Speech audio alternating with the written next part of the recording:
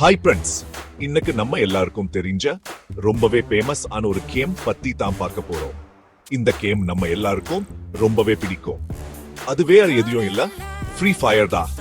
இந்த கேம் நம்ம ரொம்பவே கவர்ந்திருக்கோம்.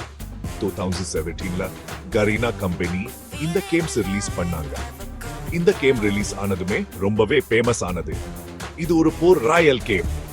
அதாவது ஹைஸ்டி பேர் ஒரு தீவுல இறங்குவாங்க. அங்க இருக்கிற துப்பாக்கி வெடிபொருள் எல்லாம் எடுத்து மத்தவங்க எல்லாம் சண்டை போட்டு தோற்கடிச்சு கடைசி வரைக்கும் உயிரோடு இருக்கணும்.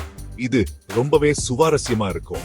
ஃப்ரீ ஃபயர் இப்போ உலகத்திலேயே ரொம்ப பேர் விளையாடுற கேம்னு சொல்லலாம்.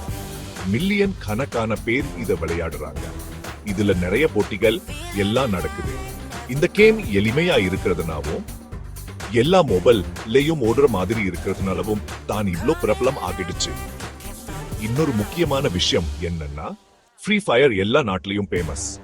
ஏன்னா ஒவ்வொரு இடத்துக்கும் ஏத்த மாதிரி அந்தந்த மொழி கலாச்சாரம் எல்லாம் வச்சு இந்த கேம்ஸை மாத்தி அமைச்சிருக்காங்க. இதனால் தான் உலகத்துல எல்லா இடத்துலயும் இருக்கிறவங்களாலையும் ஃப்ரீ ஃபயர் ரசிச்சு விளையாட முடியுது. ஃப்ரீ ஃபயர் வெற்றிக்கு இதுவும் ஒரு முக்கிய காரணம். இந்த கேம் நம்மை ரொம்பவே கவர்ந்திருக்கும். ஃப்ரீ ஃபயர் விளையாடுறதுல நம்மை ரொம்பவே மகிழ்ச்சியடைய வைக்கும். இந்த கேம் நம்மை ரொம்பவே கவர்ந்திருக்கும். ஃப்ரீ ஃபயர் விளையாடுறதுல நம்மை ரொம்பவே மகிழ்ச்சியடைய வைக்கும். அதனால் தான் உலகத்துல எல்லா இடத்துலயும் இருக்கிறவங்களாலையும் ஃப்ரீ ஃபயர் ரசிச்சு விளையாட முடியுது. இந்த கேம் நம்மை ரொம்பவே கவர்ந்திருக்கும். சரி, இப்போ ஃப்ரீ ஃபயர் எப்படி இவ்ளோ பெரிய அளத்துல வருந்துச்சுன்னு பார்க்கலாம். இதோட வெற்றிக்கான காரணங்களை நாம இப்போ ஆராயலாம். 2017ல மொபைல் கேம்ஸ் எல்லாம் ரொம்பவே வளர ஆரம்பிச்சிச்சு. மொபைல் கேமிங் மார்க்கெட் அப்போ ஒரு பெரிய மாற்றத்தை சந்திச்சது.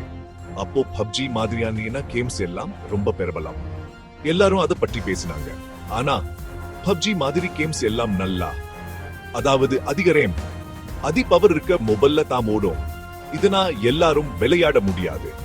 ஃப்ரீ ஃபயர் பொறுத்த வரைக்கும் எல்லா மொபைல்லையும் ஓடுற மாதிரி டிசைன் பண்ணிருந்தாங்க. இதனா குறைந்த ரேம் குறைந்த பவர் மொபைல்ல சூடு விளையாட முடியும்.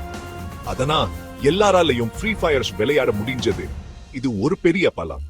இன்னொரு விஷயம் என்னன்னா, ஃப்ரீ ஃபயர் கேம்ல பப்ஜிஸ் விட ரொம்பவே வேகமா இருக்கும். இதனா விளையாடுறதுக்கு இன்னும்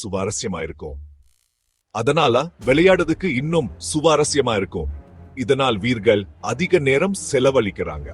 ஃப்ரீ ஃபயர்ல எப்பவும் ஏதாவது ஒரு அப்டேட் புது அம்சம்னு கொடுச்சுட்டே இருப்பாங்க. இதனா வீரர்கள் எப்போதும் புதிய அனுபவத்தை பெறுறார்கள். இதுவும் வீரர்களை கட்டி போடுறதுக்கு ஒரு முக்கியமான காரணம். அவர் எப்போதும் கேமில் ஈடுபடுறார்கள். இது மட்டும் இல்லாம நிறைய போட்டிகள் நிகழ்ச்சிகள் எல்லாம் நடத்தி பரிசுகள் எல்லாம் கொடுப்பாங்க. இதனா வீரர்கள் அதிக ஆர்வத்துடன் விளையாடுறாங்க.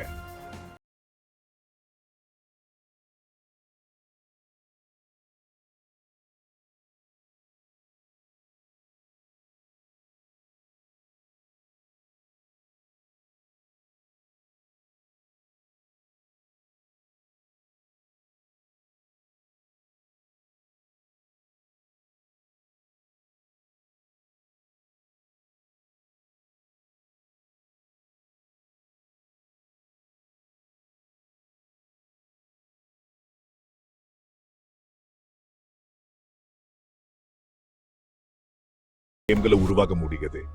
இது எல்லா விதமான மொபைல் கம்ப்யூட்டர்லயும் ஓடுற மாதிரி கேம் உருவாக உதவும். இதனா ஃப்ரீ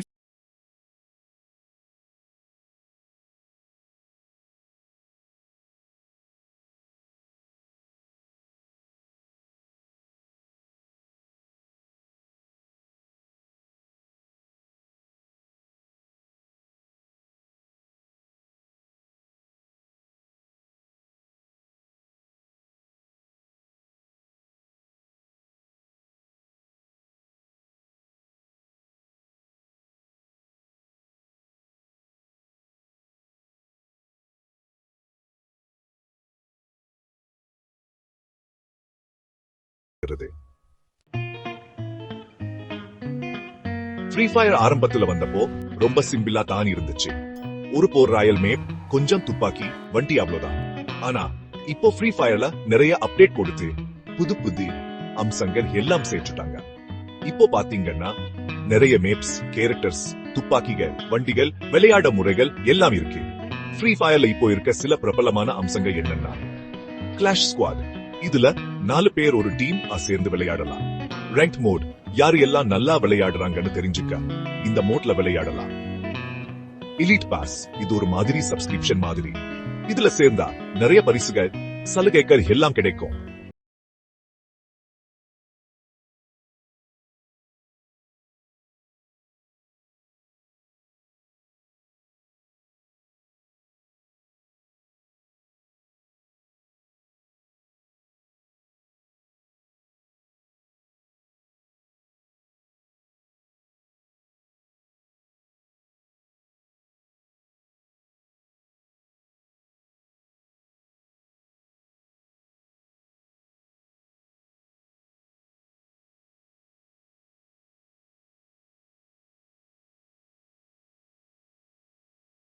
இன்னும் நிஜமாவே விளையாடுற மாதிரி இருக்கும். ஃப்ரீ